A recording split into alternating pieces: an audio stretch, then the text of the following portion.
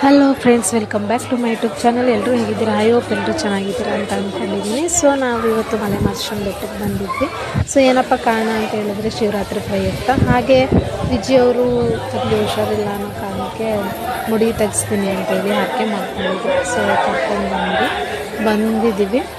So ನಾವು morning ಎದ್ದೇಳಿದ್ವಿ. So ದೇವ್ರ ಪ್ರದಕ್ಷಿಣೆ ಹಾಕಿ ದೇವಸ್ಥಾನ ಮುಡಿ ಮಾಡಿಸ್ಕೊಳ್ಳೋಕ್ಕೆ ಅಂತ ಬಂದ್ವಿ. ತುಂಬ ರಶ್ ಇದ್ದಾರೆ. ಇಲ್ಲೂ ಕೂಡ ಚಿಕ್ಕ ಮಕ್ಕಳಿಗೂ ಕೂಡ ಅಷ್ಟು ಮುಡಿ ತೆಗಿಸ್ತಾ ಇದ್ದಾರೆ. ತುಂಬಾ ಅಳ್ತಾ ಇದ್ದಾರೆ ಅವರು ಕೂಡ.